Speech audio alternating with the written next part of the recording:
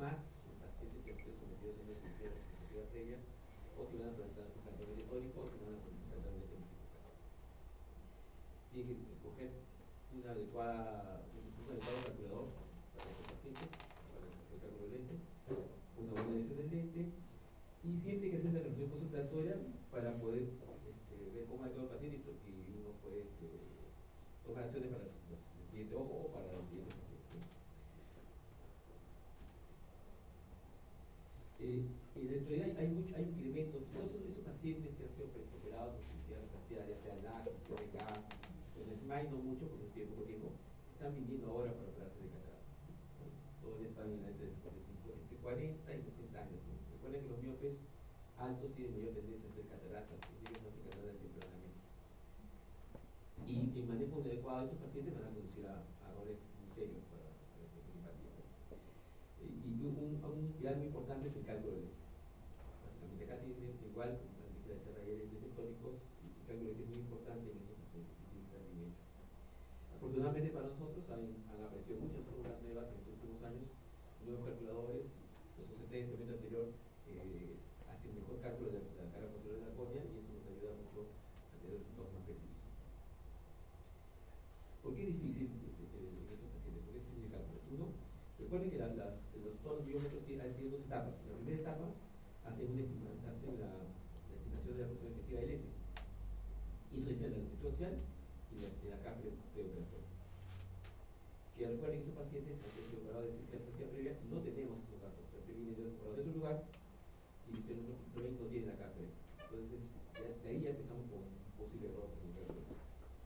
La segunda etapa, después de haber calculado la posición efectiva del lente, lo que hace el biómetro, con la longitud axial y con la capa post, calcula ya el lente. La capa post, claro, porque postoperatoria sí lo tenemos, ¿no? Creo que sí, por lo que bueno, y la técnica de quirúrgica tiene cierto grado de dificultad. Ahora, ¿cuáles son las fuentes de error en casi todos los pacientes operados? Porque son operados previos de cirugía refractiva previa, ya sea LASIK, PRK, SMILE o operación real. Hay un error en el índice refractivo, en el índice quiratométrico, error en la posición efectiva del lente, hay un error en radio o error de instrumento y también se altera la felicidad.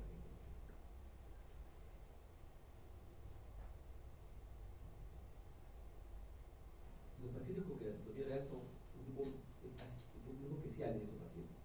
De todos los pacientes que usted van a ver, los de queratotomía real son difíciles de hacer el cálculo, son más complicados, así como el queratotomía. Son los dos grupos que no se tienen la predicción de más o menos 0,50 más o menos 1 es baja comparado con los demás ojos, o grandes o pequeños. Es más exacto la forma. Pero los queratotomía real son más difíciles porque tienen una infiltración diurna. Hay una variación de 0,50 días, en la mañana es más tarde y en la tarde es más curva. Entonces, si ustedes hacen la queratometría en la mañana, entienden que es en la tarde. Hay un aplanamiento progresivo. Después de la cirugía de queratotomía real, sigue aplanándose la córnea por años. Después de operar a estos pacientes, se aplana la córnea. Si la sección se abre un poco en la cirugía, ocurre un aplanamiento temporal y se hipermetropización temporal que dura de 6 a 8 semanas. Generalmente tiene un antimatismo irregular. Recuerden que estos pacientes son miopes, tienen una longitud larga, que eso dificulta hacer el cálculo del lente. Y estas queratometrías son muy planas. Los postoperados que tienen queratometrías de 30, 28. Incluso algunos calculadores no aceptan 28. Algunos hasta 30 son el valor máximo tomado o mínimo tomado. Ustedes ahí tienen que tomar el K promedio y ese meten como K promedio. Porque tiene una curvatura de uno de 32, de 28, no pueden meterlos de 32 a un lado y 28 a otro, tienen que sumar los dos, traer la media y poner de 3 a 3 la concentración. Bueno, pasaremos por parte más complicada. Existe una pérdida, cuando uno opera de cirugía refractiva, es una pérdida de relación de la curvatura anterior con la curvatura posterior, en todos los pacientes. En este gráfico, ustedes ven acá, un paciente operado de LASIK miópico, se aplana la cara anterior. La curvatura posterior permanece, o la cara posterior de la córnea permanece igual. Entonces, esta relación que en un inicio, la relación anterior y posterior de la córnea, que en un inicio es 1.2, que es lo normal, a la Para la planancia de la cara anterior, valor aumenta. Acá 1.50, por ejemplo, es un valor. Si ustedes tienen lo contrario, si tienen un láser hipermetrópico o un paciente con queratotomía radial, en el láser hipermetrópico se encurva la cara anterior, pero la cara posterior permanece sana, no se altera. Y en la queratotomía radial se alteran las dos. Se aplana la anterior y se aplana la posterior. Y en estos casos, la relación anterior-posterior disminuye. ¿Y esto qué va a condicionar? Va a condicionar un chip hipermetrópico o un chip miópico, dependiendo del caso. Si tienes pacientes operados con cirugía refractiva, si es el láser hipermetrópico, se encurva la cara anterior, en que la otra se aplana la anterior y la posterior, y eso ocasiona una subestimación del poder de la cara, y esto condiciona a un chip miópico. Entonces, los láseres hipermetrópicos realmente dan un chip miópico. Si usted en cambio en el láser miópico se aplana la cara anterior y la posterior queda estable, se sobreestima la cara y ocurre un chip hipermetrópico. Eso ocurre en el paciente operado sin cirugía. ¿Y cómo corregimos esto? Midiendo el poder de la curvatura corneal anterior y posterior. Midiendo las dos curvaturas, uno puede evitar este error. El otro error, que es el error de radio, error insólito, los queratómetros y topógrafos extrapolan la curvatura corneal central midiendo un anillo periférico, de 3 milímetros a 3 milímetros. ¿Qué es lo que pasa? Cuando un paciente es sometido a miopía por una cirugía de láser miópico o queratotomía radial, estas mediciones no se hacen exactamente a 3 milímetros. Como es demasiado plana la córnea, los equipos miden a más de 3, a 3.5, 4, 4.5. Y si ustedes se fijan acá, es diferente medir a 3, que sale, que tiene un papel, por ejemplo, sale 31.83, si miden a 4.73 y si miden a 5.75. Están tomando la gradiente, entonces es plano y están tomando la parte más curva. Entonces se sobreestima la cara. Eso ocurre en un láser miópico o una queratotomía radial. Entonces, al sobreestimarse la cara, ocurre un chip hipermetrópico. Lo contrario ocurre en un láser hipermetrópico, cuando es un láser hipermetrópico. Los equipos toman la parte más central, a menos de 3 milímetros, y la córnea es más curva. Mientras más central se toma la medida, es más curva. Entonces, lo que se hace en lugar de sobreestimar acá, se subestima acá. Y ocurre un chip miópico. ¿Y cómo corregimos eso nuevamente? Midiendo el poder corneal central total. Y hay diversos equipos, topógrafos que tienen Chainflow, que tiene Galilei, el Tetracal, o con el Tetracal de Iron Master, o el Sirius, o también cada uno tiene sus siglas, y uno puede, depender de donde se trabaje, donde están haciendo su intentado, puede tomar ese valor de esos topógrafos, y eso puede para una parte de cada. Y el otro error es el error de predicción de la función efectivamente. Ese es el error más importante en todo caso. En las queratometrías curvas, los equipos asumen que son cámaras profundas. Y cuando son queratometrías planas, los equipos asumen que son cámaras estrechas. Entonces, ¿qué sucede? Este es un ojo normal. El equipo calcula la posición efectiva donde debe ser, y al poner el lente operarlo, queda donde debe ser. Hace foco en la mano, con la foto. ¿Qué pasa en el paciente que ha sido operado de queratotomía radial o láser miópico? Como la córnea está muy plana, entonces el equipo asume que es una cámara estrecha. Entonces el lente lo pone en una posición más anterior de donde debe estar. Cuando ustedes operan al paciente, ¿qué sucede? El lente va a su posición y hace foco detrás de la fóvea. Entonces se convierte como si fuera un ojo pequeño. Entonces hay un chip hipermetrópico. Y sucede lo contrario cuando son operados de láser hipermetrópico. Como es curvo, el equipo cree que es una cámara muy profunda y lo pone más atrás de la posición de donde debe ser. Entonces, cuando ustedes lo operan, al poner donde debe ser, se hace foco más adelante de la fóvea, o de abajo. Entonces es como si fuera un ojo miópico.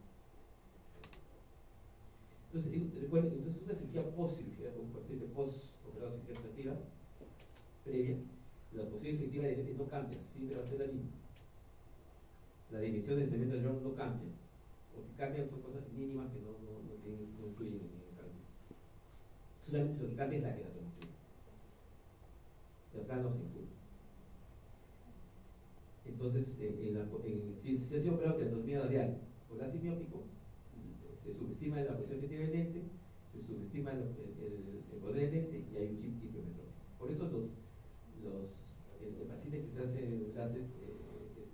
una cirugía por miópica o por soprano de queratometría radial, tiene que hacer un chip hipermetrópico.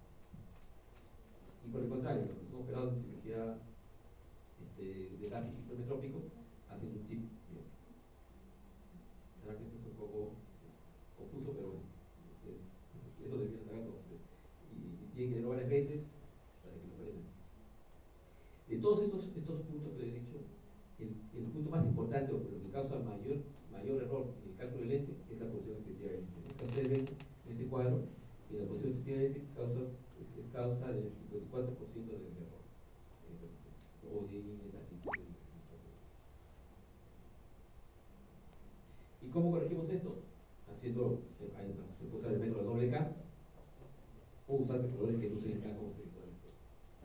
O las nuevas fórmulas, algunas de cuarta y de quinta generación, que usan muchos parámetros, ya usan la velocidad de cámara anterior, el grosor de cristalino, el social, usan el Y2Y, usan muchos más parámetros y con eso eliminan más este error.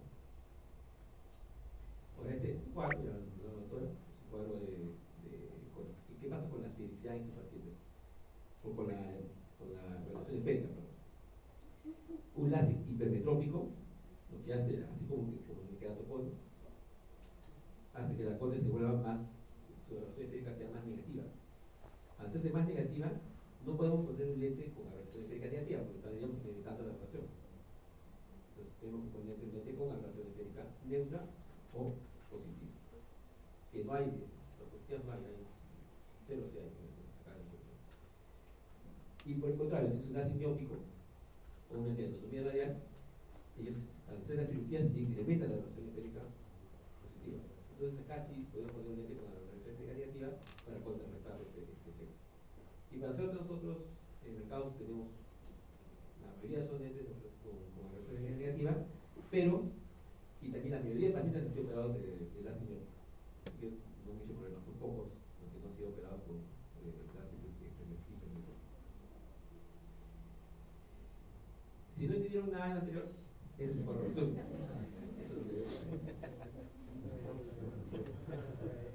Pacientes láser miópico o queratotomía radial o queratocono siempre tienen un chip hipermetrópico. Pacientes con queratotomía radial, un chip hipermetrópico también. Y los pacientes operados de láser hipermetrópico o PRK hipermetrópico tienen chip. Entonces, pacientes que se operan, el riesgo que corren si no hacen un buen cálculo del lente es que se vayan a esa tendencia, a hacer hipermetropía, en el caso de los láser miópico, queratoconos o queratotomía real, o hacer miopías en el caso de láser miópico. Hay muchas fórmulas que hay demasiadas fórmulas ahora para hacer estos cálculos. Hay fórmulas que tienen datos históricos, pero no casi prácticamente ningún paciente o poquísimos tiene su historia previa, salvo que ustedes tengan algún lugar donde estén almacenados sus datos y tengan su historia previa de y que la ya tienen antes de la operación. La mayoría que va a llegar no van a tener sus datos históricos, entonces tenemos que usar fórmulas que no requieren datos históricos. Entonces ya hay dos grupos grandes: los que no utilizan la medición del poder posterior y los que utilizan la medición del poder posterior. Pero como vieron ustedes, para minimizar los errores es mejor tomar la medición de la curvatura del poder posterior. Hay muchos estudios que avalan eso, importantes. Vamos a hablar un ejemplo. Este paciente post-LASIK, un paciente de 53 años es femenino, que fue operado en 2005. El paciente tenía córnea glutata, fue operado de post-LASIK. El paciente y le va a tocar, le va a decir, ¿de qué fue operado? De láser. ¿Y de qué? De miopía. Pero el paciente lo único que sabe, la mayoría de pacientes saben que existe la miopía, no saben que existe la miopía. Si ustedes tienen que verificar que ha sido operado de miopía.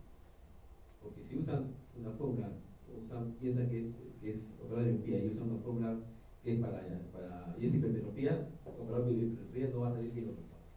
Entonces, tiene que saber, tiene que investigar o determinar de qué tipo de cirugía o qué tipo de operación fue hecha.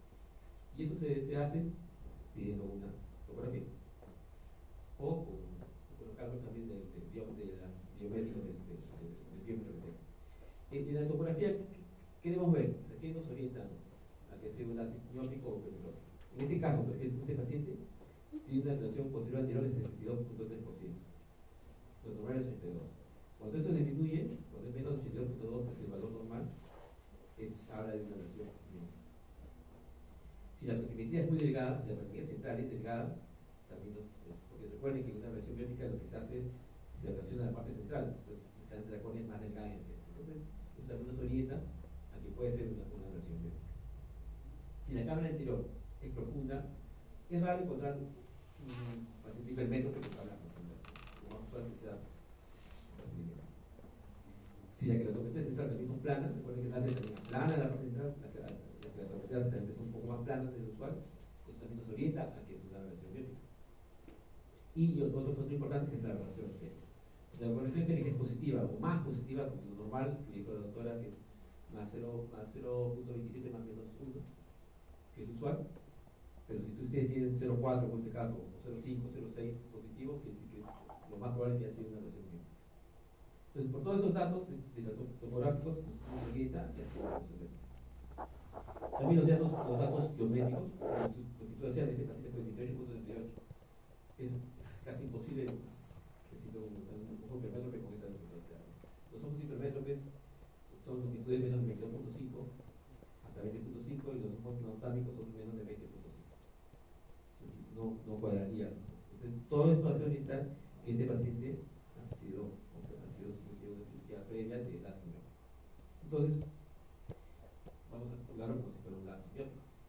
Si ustedes tienen en su hospital un Ion Master 700, el Ion Master 700 ustedes pueden hablar con la persona que toma el encargado. Ustedes pueden tener cuatro valores o 4 tomas diferentes para pacientes operados de cirugía refractiva previa.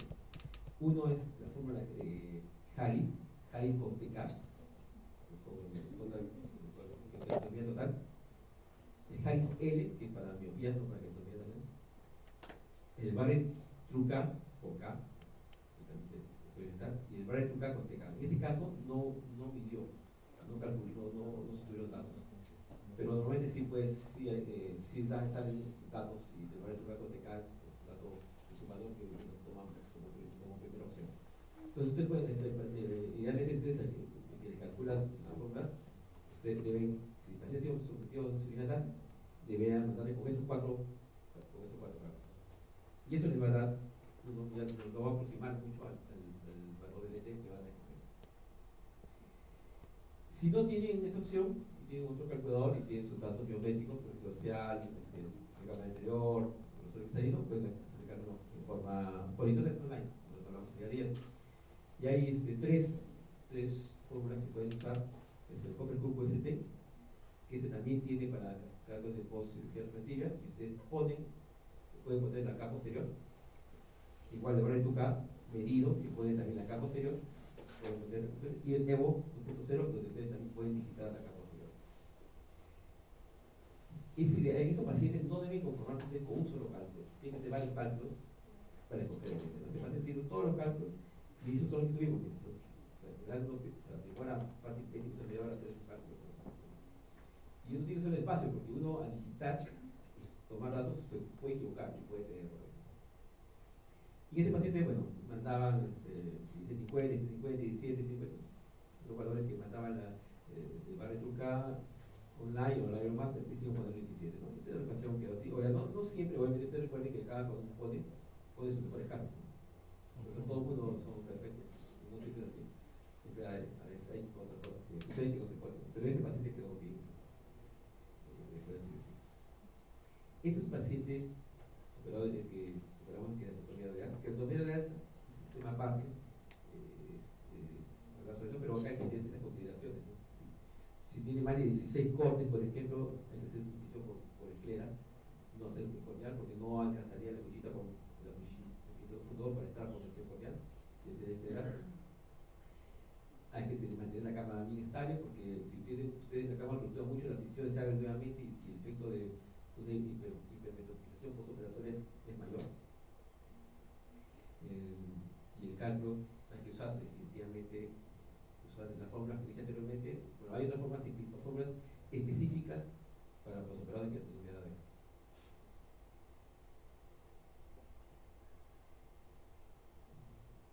La decisión tiene que ser exactamente entre dos queratotomías. Si ustedes lo hacen muy pegada, una queratomía se podían abrir. Y se abre como un paño.